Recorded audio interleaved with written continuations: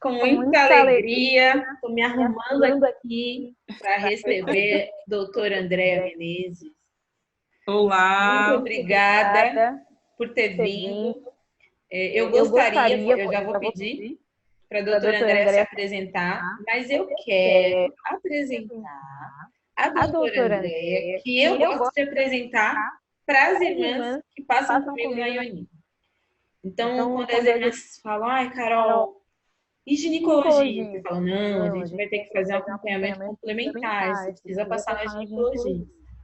Aí elas falam, ai, eu não sei, é tão desconfortável, às vezes são experiências tão racistas, tão machistas. Aí eu falo, não, tem uma doutora que curte um rap, que é de casa, que é uma preta linda, vai dar tudo certo, você passa com ela e depois de fazer um tratamento complementar, show de bola. Então é assim que eu apresento a doutora Andréa Menezes para as irmãs que passam comigo.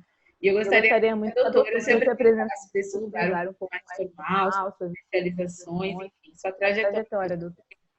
Poxa, Carol, é realmente um prazer imenso estar aqui. Muita gratidão realmente por essa indicação que eu sei que você faz e todas chegam me contando exatamente essa história. E geralmente é uma história de sucesso que a gente tem em conjunto, de trabalho conjunto. Então, primeiro, gratidão por todo esse carinho, gratidão pelo convite de estar aqui comemorando, né, essa existência desse projeto incrível que você gestou e pariu. E é uma construção maravilhosa que a gente precisava mesmo, né? A gente precisava ter um olhar, um cuidado de nós para nós mesmos, né? Quando eu converso com essas nossas pacientes, eu me vejo em tantas coisas, né? Me vejo em tantas queixas, em tantas dores, em tantas alegrias. Então é realmente incrível. Agora falando da parte mais técnica, como você falou, então eu sou Andréa Menezes Gonçalves. Eu sou paulistana, me mudei para o Rio de Janeiro para fazer faculdade de medicina na Universidade Federal Fluminense. Fiz residência médica em ginecologia e obstetrícia no Hospital Central da Aeronáutica e trabalhei como tenente médica por lá durante muitos anos. Finalizei esse trabalho agora em 2020. Nesse meio tempo, né, desde o meio da faculdade, eu me interessei pela questão da saúde sexual, mais específico inicialmente pelas doenças sexualmente transmissíveis. E aí eu vi que essas infecções sexualmente transmissíveis faziam parte de um outro todo, que é a saúde sexual, que faz parte da saúde e da medicina, mas que muitas vezes é ignorada, né? E aí eu comecei a acompanhar o professor Mauro Romero, do setor da ST da UF, o qual eu sou médica apoiadora até hoje. E desde então não parei mais de estudar a respeito disso, que me apaixonei por esse assunto que ninguém fala. E comecei a estudar, hoje em dia eu sou mestranda da UF, com o tema de sífilis, né? Que é uma doença que não para de crescer e nós não deveríamos ter isso acontecendo. Também sou médica do Hospital Universitário Gafleguinli, como obstetra. Sou coordenadora de comunicação do Instituto Luiza Marinho e Luma, que é o primeiro instituto de médicos, médicas, estudantes de medicina negros. E sou participante do coletivo Negrex, também um coletivo de médicos, médicos e estudantes de medicina negros. Acho que é isso. Gosto de rap, como ela falou. Adoro rap. E é isso, gente. Esse lançamento, né, do canal do YouTube da IONI, na minha cabeça tinha que ser coletiva, né? A gente tinha que ir juntas. E juntas com o máximo de nós, né? Enfim, com as pessoas surdas, com as pessoas menstruantes surdas e pretas, né? E não só pretas, mas principalmente as pessoas surdas que são pretas. E aí eu pensei, né? Prazer é poder para as pretas. Essa é a série, né? Prazer é poder para as pretas. Mas discutir prazer, discutir bem-estar, fazer essa discussão que a IONI das Pretas tem encaminhado em torno de uma sexualidade que é curativa, que é positiva, que é pessoal também, que é muito particular e que ao mesmo tempo precisa ainda para mulheres pretas ser discutida na esfera pública para a reafirmação de direitos. Então é um caminho que tem a nossa entidade, mas também tem a discussão pública desse cenário que não é pequeno e não é simples. E uma das coisas que é delicada são as ISPs. Mulheres pretas, ISP. Eu acho que a gente não pode incorrer no erro de meu corpo, minhas regras, enfim, se toque, se masturbe, sempre nesse lugar que é importante, que é delicioso, que é prazeroso, mas que muitas vezes sublima e acaba eclipsando o tema que para nós, pessoas pretas, é muito caro. Que são as ISPs, que é o recorde de classe, que é o recorde de raça, que é essa composição. Eu gostaria que você falasse um pouco como está esse cenário no Brasil, que é o lugar onde você atua. Enfim, como que você está lendo tudo isso ainda no século XXI, como que isso está? Não está do jeito que nós queríamos, né? Como eu falei, eu comecei a acompanhar esse cenário em 2007, 2008. Então, se você me perguntasse como eu acho que estaria em 2020, eu te diria que estaria totalmente diferente. Que a gente já teria realmente acabado com a sífilis congênita, que depois eu posso até entrar em detalhes do porquê que eu estou falando isso e o que é a sífilis congênita.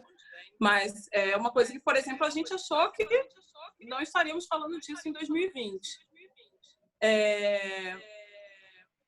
Achávamos, inclusive, que a questão da infecção pelo HIV também já teria avançado mais, né, no sentido de uma vacina, no sentido... A democratização, até que aqui no Brasil, é um dos melhores cenários no mundo, da democratização do acesso ao tratamento.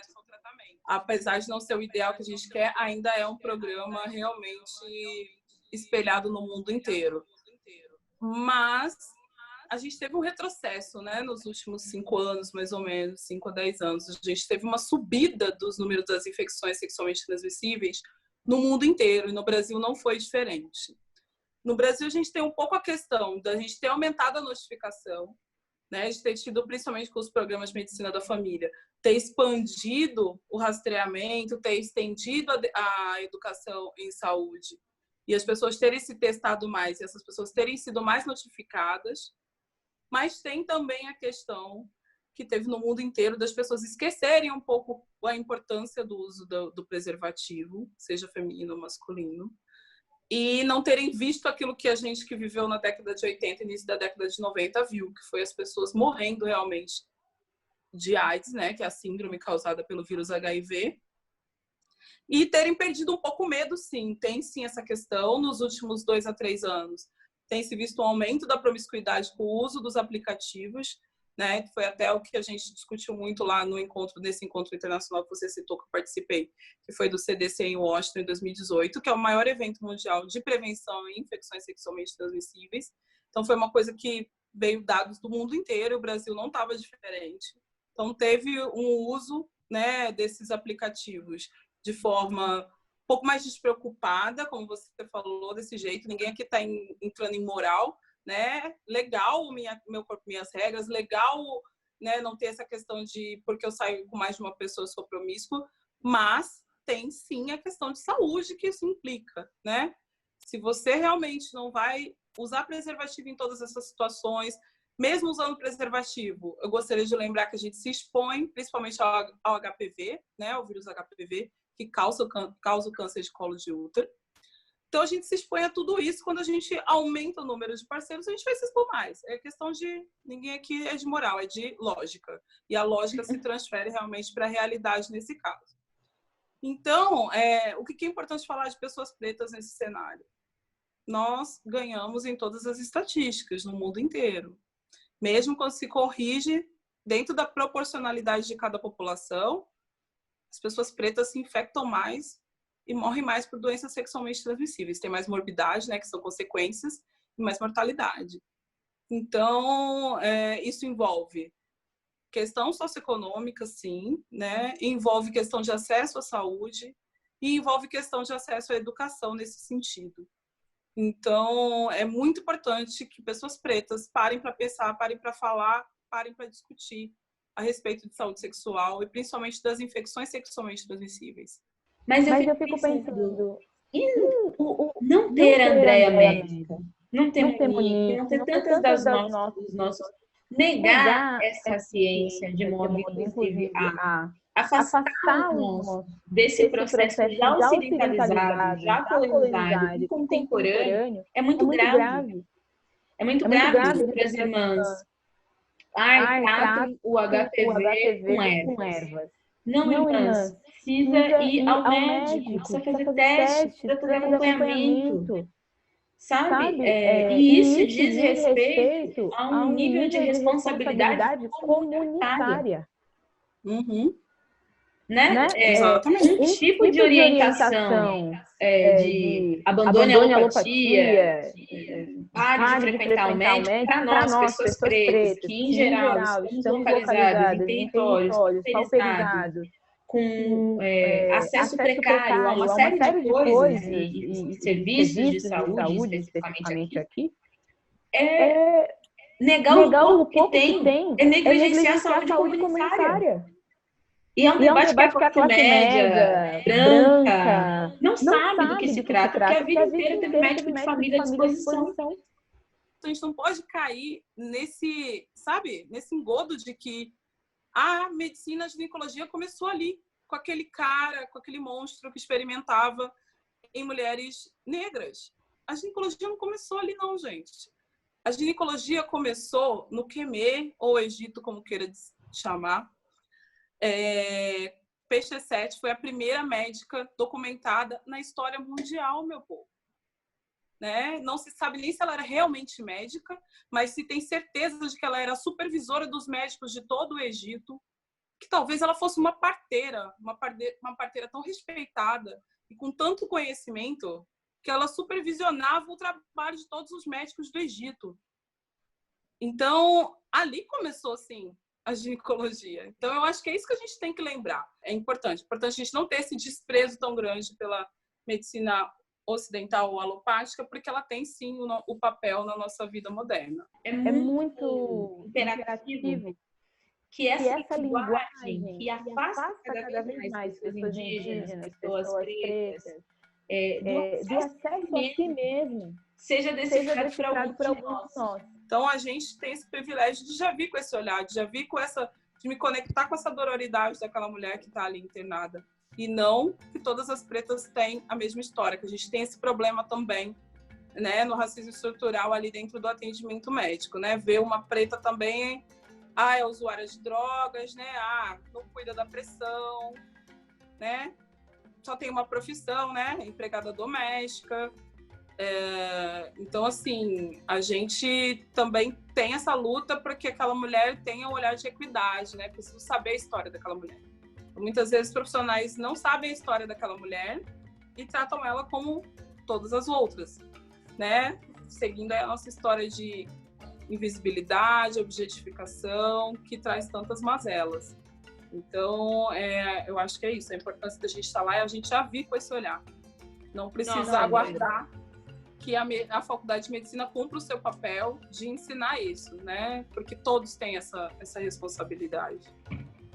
O que você ouve né, no consultório dessas mulheres que vivem essas near-miss, eu estou tomando a liberdade, né, de dar essa categoria near-miss, não só para aquelas que viveram as dimensões de partos violentos, que experimentam a violentação, né, a violação, mas da esterectomia e de outras tantas instâncias em que as mulheres vivem violências e que depois é muito difícil retomar prazer desse lugar.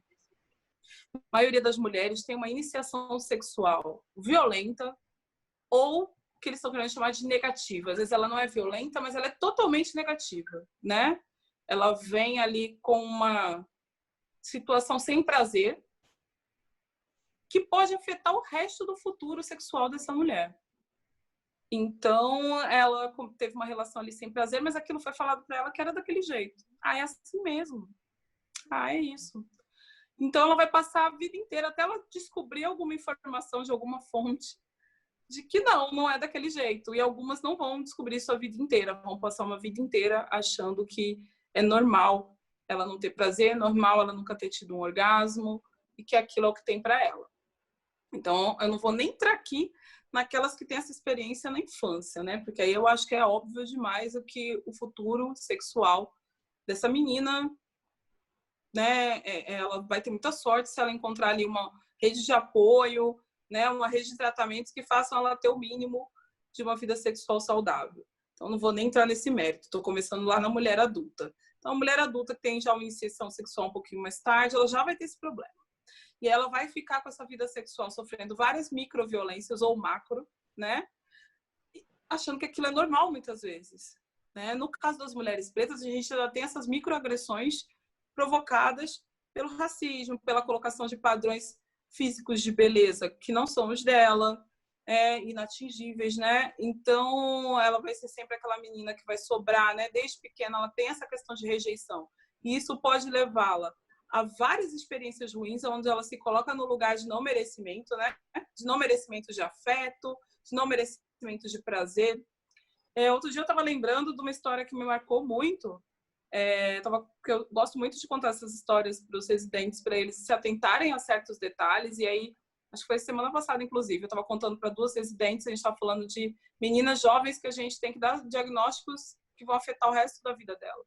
E aí eu nunca vou me esquecer de uma menina que eu atendi, ela tinha tido a primeira gravidez aos 14 anos, ela estava ali com 16 anos numa emergência que eu trabalhava, na segunda gravidez, e o teste de HIV dela veio positivo. Eu já trabalhava com IST na época, então falava, vai lá, André, vai lá você que está acostumada que eu não tenho coragem. Uma falava, eu vou chorar na frente dela. O outro falava, eu não sei como falar. Falei, gente, então deixa eu respirar fundo. Fiquei quietinha no quarto, mas eu tinha que dar aquela notícia. Aí falaram, não vamos falar. Falei, não, ela tem que saber. Ela tem que saber disso agora, né? Ela não pode saber disso depois do parto. Ela tem que saber que, inclusive, o bebê que está na barriga dela pode nascer contaminado pelo HIV, porque ela não tratou nada ao longo da gravidez, porque ela não foi detectada no pré-natal por algum motivo. E aí eu cheguei para falar com essa menina e ela estava com dúvida de uma questão do útero. Aí eu falei, não, porque o seu útero e os seus ovários... ovários são 2 e útero é um só? Então, assim, aquela menina que estava ali comigo na segunda gravidez não sabia que ela tinha um útero e 2 ovários. E se eu não tivesse parado para ter a paciência de explicar para ela, ela ia sair de lá sem saber. E aí ela queria saber como que ela podia ter se infectado, se ela só tinha um parceiro, era o mesmo parceiro desde os 13 anos. Então, como que ela pegou, que aquilo não era possível e que não sei o quê. Então, foi uma conversa de muitas horas que eu nunca vou esquecer na minha vida e que até hoje é o meu maior exemplo do quanto ela não... Gente, né? Não foi ensinado o mínimo para ela, né? Então, a gente até nesse dia estava falando dessa violência que, graças a Deus, está se extinguindo, pelo menos nos lugares que eu trabalho não existem. Se existirem, com certeza eu vou fazer que elas se extingam. Na hora de fazer, não gritou, né? Essa coisa de culpar a mulher, né? Por tudo, pelo prazer dela. Na hora de fazer, não gritou. Então, aqui não pode gritar durante o trabalho de parto. Então, uma frase dessa pode doer no futuro sexual dessa mulher, tanto quanto um corte lá da episiotomia, né? Então, a gente vai passando por essas microviolências. Na questão dos miomas, que muitas vezes geram essas esterectomias, eu não sei se foi o caso das mulheres da sua família, a questão deles serem também mais frequentes em mulheres negras, que a gente ainda não tem essa explicação, né? Talvez seja genética, não tem nada muito comprovado, então eu prefiro nem ficar entrando muito nisso. Eu acho que a pior questão não é a mulher negra ter o mioma, eu acho que é isso que as pessoas têm que entender. É a questão dela ter menos acesso a todos esses, como você falou, né? Geralmente a pessoa branca de classe média, ela já tem aquele médico que acompanha, né? Então vai descobrir aquele miominha pequenininho, se ele crescer, ela vai ter acesso rapidamente a uma cirurgia para tirar aquele mioma, e aí a chance é realmente só se ela desenvolver uma miomatose, que é aquele bando de mioma grande, que ela vai ter que sofrer uma esterectomia. Para mim, André, eu gostaria muito de te ouvir também nesse lugar, eu não pude, eu não senti, assim, até me emociona falar de ver a minha avó naquela situação. Minha avó é muito jovem, minha avó tem 65 anos. Então, porque eu sou filha de alguém que teve filha cedo e da minha avó que teve a minha mãe cedo, né? Aquele padrão. Então, a minha avó é jovem, tem 65 anos. Quando eu vi a minha avó aos 50 anos, com aquela esterectomia violenta, e dos 50 para cá, então fazem 15 anos. Muitas coisas foram mudando no corpo dela, né? Recentemente eu tive uma conversa séria com ela. Falei, olha, a senhora precisa pensar em reposição hormonal, que tá com queda de cabelo, porque memória, porque uma série de coisas está sendo aí colocada em xeque, da saúde dela com ela mesma, da produção criativa dela e tudo mais. E eu falo isso com ela, quando ela foi ao médico, o médico falou, mas a senhora já foi ao médico? Aí ela falou, não, minha neta foi comigo. Ele, sua neta é médica? Aí ela falou, não, a minha neta é terapeuta. Mas ela foi munida de tantas informações que isso deu força, de autoestima para que ela estivesse ali inteira, não passiva. Então, eu sinto que é uma tarefa que todas nós precisamos tomar, é óbvio. Ir nas conversas, aprender da melhor maneira possível, não sobrepor a autoridade do ponto de vista da intervenção médica, hormonal, seja o que for cirúrgico, mas conferir que as pessoas ao nosso redor, as mulheres ao nosso redor, os meninos ao nosso redor, estejam munidos de informação sobre si. Convidar você para esse lugar é justamente para isso, ó. Tem esse fronte aqui que a doutora Andréa está como guardiã, entre tantas outras médicas e médicos, mas tem o nosso lugar. Sim. Enquanto comunidade não pode ficar fora. Eu gostaria muito que você falasse um pouquinho sobre isso. Sim, eu acho que isso, a minha opinião é bem essa, e da gente entender que cada um tem o seu lugar, né, e o seu papel, e que um não exclui o outro. Então, não é responsabilidade minha só falar de saúde da população negra, é de todos nós. Inclusive enquanto sociedade, não só enquanto pessoas pretas, né? Então, eu também, você falou uma coisa muito legal que eu queria falar, que é beber também da sabedoria dos mais velhos, né? Não ignorar. Eu não fui a primeira pessoa que começou a falar de QMET e saúde. Obviamente que não, né? Bebi de muitas fontes aí para hoje eu falar isso. Então, se alguém está reproduzindo, não está reproduzindo só a minha voz, está reproduzindo aí muitas coisas que eu li, né? Essas maravilhosas que você citou, né? Jurema Werneck, Fernanda Lopes. Nós temos pessoas aí que vieram falando muito a respeito disso, estudando isso há décadas, e que eu bebi muito da fonte delas, não é porque eu sou médica que eu não vou ler aquilo. E é a mesma coisa né, acho que de todos nós temos que nos interessar por ler, por curtir, por seguir pessoas. Hoje em dia a gente tem as redes sociais que facilitam muito, né, essa aquisição de conhecimento. Tem o lado negativo de você ter que ter essa preocupação de ver qual é a fonte, né? Quem é essa Andréia aí que está falando? De onde que ela veio? Onde que ela aprendeu isso? Ah, foi só da experiência dela? Ok, tem validade, né? Porque não é só diploma que traz validade de conhecimento, mas aí é a experiência dela. Eu tenho que filtrar, porque hoje em dia eu me preocupo muito com algumas coisas que eu tenho visto. Todo mundo tá falando de sexualidade. Todo mundo tá falando de sexualidade, todo mundo tá falando de sexo na internet, nessa quarentena, então, todo mundo virou especialista. E aí aquela pessoa não vai perder a validade porque eu tenho diploma e ela não. Não é isso. É muito legal e rico, inclusive, a gente beber da experiência do outro. Mas que tal a gente ter esse filtro de que, principalmente em sexo e sexualidade, a experiência do outro não pode valer para mim, né? Então, o que eu acho que a minha opinião é essa, eu acho que a gente tem que valorizar as vozes, né? Valorizar as vozes mais antigas, valorizar as vozes contemporâneas, né? Tem mulheres, não vou ficar aqui falando de você, porque eu já te falei isso várias vezes, né? Tem mulheres como você, como Catiúcia, como Asa, né? Que são contemporâneas, temos ali mais ou menos as mesmas idades, que, nossa, são muito importantes para eu definir todos esses meus passos na direção disso que a gente está falando, na direção de colocar para a comunidade o que a comunidade precisa saber para ter uma qualidade de vida melhor. E o que eu gosto muito do trabalho da Ioni e de algumas outras pessoas que estão indo nesse front aí, é de colocar essa autoestima que te faz ter o empoderamento certo, né? Não é aquele esvaziamento da palavra empoderamento.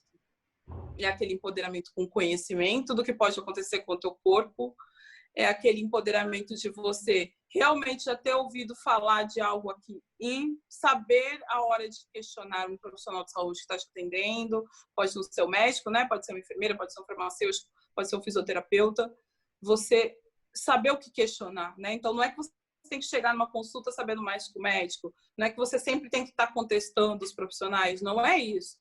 Mas ter gerência do que está acontecendo sobre o seu corpo, né? Então, a minha importância dessa mulher saber isso, ela saber que ela tem 2 ovários e um útero, para mim é muito importante. Porque quando alguém vier e falar o contrário, ela vai saber contestar, né? Então, isso é muito, muito importante. É uma coisa que eu tenho muita paixão, né, por fazer acontecer, fazer com que a educação chegue a todos nesse sentido. Andréia, aqui na Ioni, meu mantra assim, diário de trabalho é isso, né? Eu me curo te curando e eu te curo me curando. E essa entrevista foi mais uma terapia, né? Vi mesmo a minha mãe, vi mesmo minha avó, elas foram reivindicadas mais de uma vez. E foi muito curativo saber que elas existem agora nessa categoria NINI. Então, repara como, de fato, é mútua a troca, né? E eu gostaria de saber o que a profissão de ginecologista curou na Andréia Menezes. Com certeza curou esse meu pensamento de não estar lá, né? Desculpa, de não ser o meu lugar de pertencimento, né? E quando eu comecei a estudar essas questões de sexualidade, curaram sim a minha sexualidade, né? De eu ver que tudo que eu passei, né? Toda a rejeição, todo medo de não pertencer a esse lugar de prazer também, como a gente falou, né? Mas eu tenho que lutar aqui contra o racismo, essas coisas, mas será que eu posso parar para ter prazer? Né? Mas eu tenho que estar lá brigando pelo SUS, será que eu tenho esse direito? Né? Muito disso eu me curei realmente estudando um pouco mais a respeito da minha sexualidade, né? Me dei o direito de estudar, porque eu comecei a pensar, como é que eu vou falar para os outros se eu não faço comigo mesma? Eu comecei a me colocar nesse lugar, não que obviamente tudo que eu faço tem que fazer comigo mesma, mas nesse caso de autoconhecimento, que hipocrisia seria eu não ter tido meu processo de autoconhecimento iniciado, porque eu acho que ele nunca acaba, né? Ele é contínuo, né? Ao longo da vida, as pessoas mudam, eu mudo todo dia, então a gente está sempre tendo que reacessar esse autoconhecimento. Mas que nível de hipocrisia eu teria, né? Nesse caso, se eu não tivesse parado para ver isso. Então, eu acho que ler tudo isso, buscar estudar sobre isso, para mim é sensacional. É por isso que eu quero que, por mais que as pessoas não tenham que se tornar uma médica ginecologista, que elas leiam sobre isso, que elas estudem sobre isso, que elas acompanhem canais como o Ioni. Porque, gente, é muito gostoso você estar realmente conectada com você mesma, de verdade, sabe? E aí você consegue se conectar com o outro, seja não só no sentido sexual, como em outros sentidos de afeto, o que é muito complicado pra gente, que vem aí de 2, 3 gerações pós-escravização, que não foram ensinadas a trabalhar afeto, a curtir afeto, porque tinha que sobreviver, né? Então, a gente veio de mulheres que tinham os filhos arrancados do peito para colocar o filho de outra mulher. Então, essa mulher, ela teve que se colocar no lugar de afeto zero, né? Se é que isso é possível, para sobreviver. Então, a gente foi ensinada a não se conectar direito com isso, a maioria de nós. Então, eu tinha muito esse lugar de vir de uma família de matriarcas fortes, né? Que sobreviveram a muita coisa. E aí eu tive também esse aprendizado de me conectar com o meu afeto, né? De passar para as minhas pacientes, para as mulheres que eu convivo, o quanto é importante isso. Então, com certeza, ler e estudar sobre mulheres me fez uma nova mulher, uma mulher melhor comigo mesma, inclusive, né? Meu relacionamento, né? Me perdoar de muita coisa, me permitir muita coisa, né? Quem dera eu soubesse aquilo que a gente sempre fala, né? Se eu soubesse agora antes do que eu sabia agora, mas infelizmente não é assim, é um aprendizado realmente ao longo da vida, mas que privilégio que eu tive de ter esse aprendizado. Todas nós somos privilegiadas com seu processo. Seu processo nos curou, seus processos nos cura, e enfim, a página da Andréia, que vai estar divulgada aqui, todo o período da entrevista, é uma página de muita responsabilidade e de muito orgulho, assim, eu me sinto orgulhosa, né? De fazer um trabalho que tem mais a ver com as dimensões psicoemocionais, mais a ver com das práticas integrativas complementares de saúde. E no meu limite, dizer, olha, agora a gente tem que ir lá para a doutora Andréia, agora a gente precisa E aí vem uma pretona e tal, quando elas olham, é rápido que elas vão no Instagram da sua cara, né? Deixa eu ver o que a Carol tá falando. E é um Instagram super bonito, super bem elaborado, super bacana. Então, é orgulho, né? É orgulho que a gente vive esse momento de fôlego dessa natureza. Uma dando fôlego para a outra e fazendo a grande travessia por uma vida melhor, de bem-estar e de prazer, que é poder, né? Poder gostoso de exercer. Com certeza. Muito obrigada. Estou muito feliz. E vai sair a entrevista e a senhora vai estar aqui, ó. Doutora Andréia Menezes, que a gente muito orgulho. Ai, querida, você é muito querida. E eu acho que eu vou ter, inclusive, a sua foto com a Raul. Coloca a minha foto hoje. Minha foto é icônica. E sabe que me falaram isso? Me falaram que quando eu fizesse medicina eu ia parar de ouvir rap, porque eu ia me transformar, não era coisa de médico. Que isso? Olha lá, bota minha foto do João Rulli pra provar. Eu vou procurar essa foto. Vai ter a foto da doutora Andréia, óbvio, bem toda de branco, jaleco e tal. Mas eu vou falar com os meninos da edição, falando, não, em algum momento bota essa foto aqui, porque eu sei que vai inspirar muitas de nós. Obrigada, Andréia. Obrigada pelo convite. Obrigada por todos aí que deram atenção ao nosso papo. E vamos lá, mulherada. Esse 4P aí é sucesso.